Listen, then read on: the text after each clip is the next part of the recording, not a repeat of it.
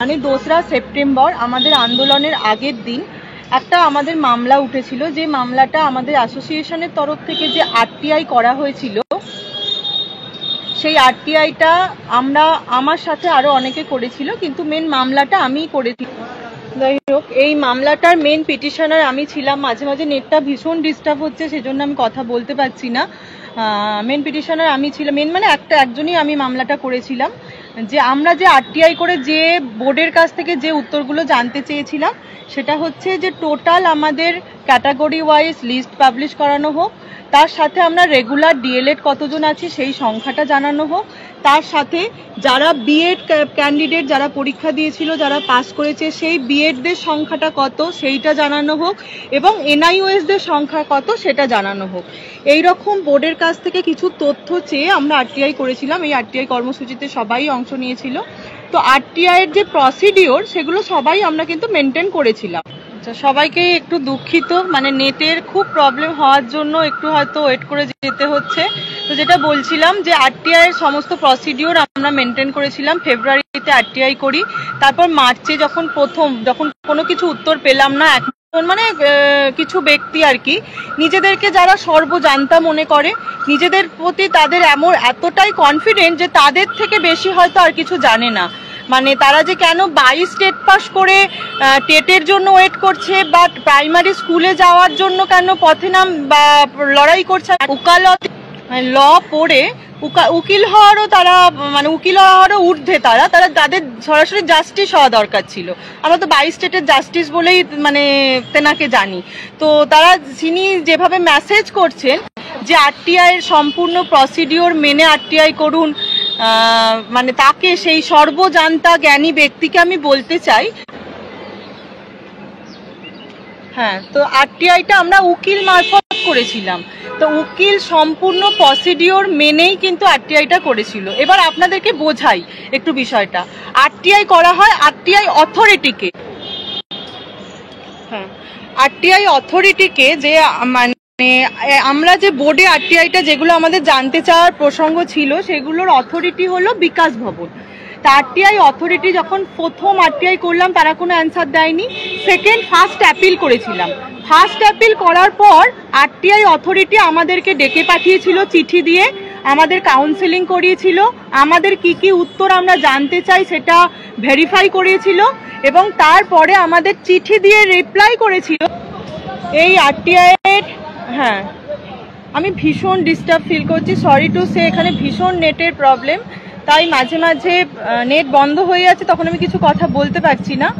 তো একটু অসুবিধার সাথে, হ্যাঁ, আপনাদের সকলে জেনে রাখা দরকার এই গুরুত্বপূর্ণ কথাগুলো, তাই বলছি। তো আরটিআই অথরিটি যেহেতু আমাদের রিপ্লাই দিয়েছিল, এবং অথরিটি তো আমাদের অ্যান্সার দেবে না, অথরিটি ডিপার্টমেন্টকে পাঠিয়ে দিয়েছিল যে চিঠিটা, যে এরা, হ্যাঁ নমস্কার, আমি মানে আসলে ঘুরে ঘুরে করছি যে কোথায় আমি নেট পাবো, সেখানে আমি ঘুরছি, যে এত নেটের প্রবলেম হচ্ছে। যাই হোক, যে আরটিআই অথরিটি ডিপার্টমেন্টকে পাঠিয়েও দিয়েছে চিঠি, যে এরা যে কোশ্চেনগুলো জানতে চাইছে, সেই ডিপার্টমেন্ট থেকে যেন এই কোশ্চেনের উত্তরগুলো দেওয়া হয়। ডিপার্টমেন্টকে প্রাইমারি বোর্ড, এবার প্রাইমারি বোর্ড থেকে কিন্তু কোনো উত্তর দেওয়া হয়নি। আমরা আরো 1 মাস, আমাকে যেহেতু চিঠি করে জানানো হয়েছিল ফার্স্ট অ্যাপিল করার পরে, যে 1 মাসের মধ্যে আপনি আপনার উত্তর পেয়ে যাবেন, আমি আরো 1 মাস ওয়েট করি। ওয়েট করার পর যখন আমি উত্তর পাইনি, তখন আমি ডিপার্টমেন্টকে আবার চিঠি করি, সেটা উকিল মারফতে চিঠি করি, যে আমাকে উত্তরগুলো জানানোর কথা ছিল, কিন্তু জানানো হয়নি এখনো অবধি, আপনারা জানান। যখন আমাকে উত্তর জানায়নি, তারপর আমি কেস ফাইল করি। তো যারা বলছেন যে আরটিআই এর প্রসেস জেনে আরটিআই করুন, তাকে বলবো, ভাই, আমরা আরটিআই এর প্রসেস জেনে, আমরা হয়তো চুনোপুটি মানুষ, তো অনেক কিছু নাও জানতে পারি, সবাই তো আর আপনার মতো মানে সর্বজান্তা হয় না, আপনার মতো জ্ঞানী হয় না। আমরা কিন্তু উকিলের মারফত হয়ে, উকিলের পরামর্শ অনুযায়ী সমস্ত প্রসেস মেনেই কিন্তু আরটিআইটা করেছি, এবং কেসও করেছি, এবং কেসের অর্ডারও পেয়ে গেছে। আমার বন্ধুদেরকে, সহযোদ্ধাদেরকে অনুরোধ করব কেসের অর্ডারটা কেস আপডেট গ্রুপে দিয়ে দেওয়ার জন্য। তো আমরা উকিলের কথা মতো চলেছি। এবার যে তোমরা যারা বলছেন যে ফার্স্ট অ্যাপিল করে সেকেন্ড অ্যাপিল করে তারপর কেস করা উচিত ছিল, এটা নাকি জাস্টিস বলেছে। এটা খুব কমন ব্যাপার। জাস্টিস কেসটা পড়ার আগেই অমৃতা সিনহা এটা বলেছিল যে সেকেন্ড অ্যাপিল কি হয়েছে, সেকেন্ড অ্যাপিল করে তো কেসটা করা উচিত ছিল, এটা বলেছিল কথাটা। কিন্তু তখন অবধি উনি কেসটা দেখেননি। তারপর যখন আমাদের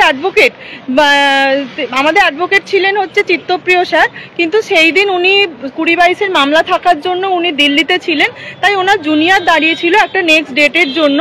কিন্তু যেহেতু জাস্টিস সেই দিন জুনিয়রকেই এন্টারটেন করেছেন এবং জুনিয়রের কথাই শুনতে চেয়েছেন, তো জুনিয়র ওনার মতো করে বুঝিয়েছে যে ম্যাডাম আরটিআই অথরিটি কিন্তু ফার্স্ট অ্যাপিলের পরই রিপ্লাই দিয়েছিল, কিন্তু ডিপার্টমেন্ট কোনো কিছু জানায়নি, তাই ডিপার্টমেন্টকে বলুন এই উত্তরগুলো জানাতে। তখন কিন্তু ম্যাডাম মানে জাস্টিস শুনেছেন এবং তার পরিপ্রেক্ষিতে অর্ডারও দিয়েছেন বোর্ডকে যে আমি 7 দিনের বদলে আমি আরও 7 দিন মানে মোট 2 সপ্তাহ সময় দিচ্ছি, কিন্তু আরটিআই এর যে উত্তরগুলো জানতে চাওয়া হয়েছে সেই উত্তরগুলো যেন জানানো হয়। সেই অর্ডার কপি অলরেডি আপলোড হয়ে গেছে, কিছু জনের কাছে হয়তো পৌঁছেও গেছে। আমরা ইচ্ছাকৃতভাবে অর্ডার কপিটা দিইনি, কিন্তু আজকে বলবো আমাদের কেস আপডেট গ্রুপে অর্ডার কপিটা দিয়ে দেওয়ার জন্য। 2 সপ্তাহের মধ্যে কোন ক্যাটাগরির কত আমরা পাস করে রয়েছি সেই তথ্যটা আশা করি বোর্ড জানতে পারবো আমরা, কারণ আমাদের এটা অধিকার। আরটিআই অ্যাক্টের প্রত্যেকটা অ্যাক্ট মেনেই আমরা মামলাটা করেছি এবং জাস্টিস সেই মামলাটা অর্ডারও দিয়েছেন। তো এইটা নিয়ে যারা নানা রকম কুৎসা নানা রকম মন্তব্য করছেন তাদের সত্যি মানে এই আজকে শিক্ষক দিবসের দিন দাঁড়িয়ে হবু শিক্ষক হবেন যাদের মানসিকতাটা এত নিম্ন রুচি সম্পন্ন, সবসময় মানুষ মানে মাথায় আঁটছেন যে কি করে অন্যের পিছনে লাগা যায়, কি করে অন্যকে ডাউন করা যায়, শুধু আমি তো আমরা করেছি এইটাকে ফলাও করে বলা যায়, সেই জায়গা থেকে ভাই এইরকম শিক্ষকের মানসিকতা একটু পারলে পরিবর্তন করুন। জানি মানসিকতা কোনোদিন চেঞ্জ হয় না, তবু আশা রাখবো যদি কিছু পরিবর্তন হয় আপনাদের মধ্যে। এবার আসি দ্বিতীয় কথায়। হ্যাঁ, আরো বলে দিই 18ই সেপ্টেম্বর আমাদের নেক্সট ডেট আছে। আশা করি 18ই সেপ্টেম্বরে আপনাদের সংখ্যাটা এতদিনে সবার যে কোয়ারিজ ছিল রেগুলার ডিএলএড কতজন আছে, বিএড কতজন আছে, সেই সংখ্যাটা আমরা জানাতে পারবো আপনাদের সকলের সামনে। এবার আসি যে 3 তারিখে যে আমাদের মহা মিছিল এবং বিক্ষোভ সমাবেশের আয়োজন করা হয়েছিল, বেশ কিছু জনেরা বলছেন যে আমাদের ইনভিটেশন দেওয়া হয়নি, আমরা জানতাম না। ভাই এটা কোনো আমাদের বাড়ির অনুষ্ঠান ছিল না, আমরা সকলের দাবি মানে বঞ্চনার দাবি নিয়ে পথে নেমেছিলাম। এখানে এতগুলো সংগঠন, কারোর সাথে কেউ ইনভিটেশন দিয়ে ভাই এসো আমাদের সাথে জয়েন করো এরকম ভাবে কেউ কাউকে নিমন্ত্রণ পত্র পাঠানো হয়নি। সবাই নিজের যাদের মনে হয়েছে আমরা বঞ্চিত, আমাদের পথে নামা দরকার। একটা আমরা যে বঞ্চিত যুব সমাজ, যেখানে আমরা আরজিগড়েরও বিচার চেয়েছি, তার সাথে প্রতিনিয়ত আমাদের ওপর যে মানসিক নির্যাতন হচ্ছে তারও বিচার চেয়েছি। একটা সুন্দরভাবে সরকারের সামনে আমরা যে এই যে বঞ্চিত যুব সমাজ এতদিন যে টুকরো ভাগে বিভক্ত হয়ে আন্দোলন করতাম, আমরা যে সেটা এক ছাদের তলায় এসে একটা বিশাল আন্দোলন গড়ে তুলতে পারি, সেটাই দেখানোর জন্য এই সেদিনের বিক্ষোভ সমাবেশ ছিল। আপনারা সকলে জানেন এখানে স্পেশালভাবে যারা বলছেন আমাদের জানানো হয়নি, মানে ইনভিটেশন পাঠানো হয়নি, তাদেরকে বলবো একটু খোঁজ নিয়ে দেখতে। আমরা কিন্তু জানিয়েছিলাম, হ্যাঁ সবাইকে তো জানানো সম্ভব নয় কল করে বা মেসেজ করে, কিন্তু অন্যান্য গ্রুপের যারা মেন অ্যাডমিন রয়েছে তাদেরকে বলা হয়েছিল, মেসেজে বলা হয়েছিল, আমাদের একাধিক অ্যাডমিন তাদেরকে মেসেজ করেছিল, ফোনে বলেছিল। তারপরও যদি কেউ অস্বীকার করে বা দোষারোপ করে, সিরিয়াসলি আমার এতে বলার নেই। আর প্রত্যেক সাধারণ ক্যান্ডিডেটের প্রতি আমি ভীষণ হতাশ। আমার এটা ব্যক্তিগত স্ট্যান্ড, আমরা যা পরিশ্রম করেছিলাম এই কয়েকজন মিলে, আপনারা সকলেই জানেন যে অ্যাসোসিয়েশনের খুব কাছাকাছি অ্যাডমিন কেউ নেই, শুধুমাত্র আমিই আছি একটু কাছে হুগলি তারকেশ্বর থেকে। তো প্রতিনিয়ত এই কলকাতা আসা, এই একটা আন্দোলন গড়ে তোলার জন্য প্রত্যেকের সাথে কানেকশন করা, পুলিশের একটা হিউজ পরিমাণ চাপ, তার সাথে অনেক রকম আমরা দেখেছেন গেঞ্জি করা থেকে, পোস্টার বানানো থেকে, স্লোগান করা, মানে বিভিন্ন রকম মাইকিং করা থেকে, এগুলো কিন্তু প্রচুর চাপের মধ্যে আমাদের ছিল। আমরা আশা করেছিলাম 22 স্টেট পাশের পেটে খিদে আছে, তারা একটা ইন্টারভিউ নোটিফিকেশনের জন্য একদম দোরগোড়া, নিয়োগের দোরগোড়ায় এসে আটকে রয়েছে। হিউজ পরিমাণ 22 স্টেট পাস ক্যান্ডিডেটরা আসবেন এই মহা মিছিলে, আমাদের বিক্ষোভে আমাদের যে বঞ্চনার কথা তুলে ধরবেন। কিন্তু খুবই দুর্ভাগ্যের সাথে জানাচ্ছি 22 স্টেট পাসদের পেটে খিদে নেই, তারা মানে চাকরি চায় না। তাদের জন্য শুধুমাত্র আমরা গুটি কয়েকজন এত প্রেশার নিয়ে নিজের ভাই ট্যাকের কড়ি খরচা করে ডেলিকে ডেলি কলকাতায় এসে পরিশ্রম করে সংসার সমাজ সমস্ত কিছু মুছে দিয়ে কি দরকার আমাদের করার? আপনারাও যেদিন চাকরি পাবেন, যেদিন নিয়োগ পাবেন, যেদিন ফর্ম ফিল আপ করতে পারবেন, আমিও সেদিন পাবো। এক্সট্রা আমাদের কিন্তু কোনো বেনিফিট নেই। আর এখানে আমরা সবাই জায়গায় স্টেবল, যেটুকু করি আপনারা খুব ভালো করে জানেন। অ্যাসোসিয়েশন কিন্তু কেসের নাম করে কোনো ফান্ডিং তুলে একটা টাকা থেকেও সেখানে ফালতু খরচা করে না, বা নিজেদের থেকে নিজেদের এখানে কোনোভাবে স্বার্থ সিদ্ধি হয় না। আমরা যে ডেলি কলকাতা আছি সেটাও নিজের টাকায়। সারাদিন এসে যে খাওয়া খরচা হয় বলুন, একটা পার ডে এলে যে 300-400 টাকা খরচা হয়, সেটাও আমরা নিজেদের টাকায় আসি। তাই আমাদের কোনো এক্সট্রা বেনিফিট নেই গ্রুপ করার। অনেকে অনেক রকম বক্তব্য বলছেন, এই নেতা, এই এখন, ওই অমুক, এই তসুক। আরে ভাই, এক তো আপনারা হবেন। এই যে আরজিকর কাণ্ডে প্রতিবাদের জন্য সমাজের বিভিন্ন স্তরের মানুষ বিভিন্নভাবে তারা আন্দোলন করে তুলছে। তাদের প্রত্যেকের দাবি কিন্তু বিচার চাই, তিলোত্তমার বিচার চাই, প্রত্যেকের দাবি।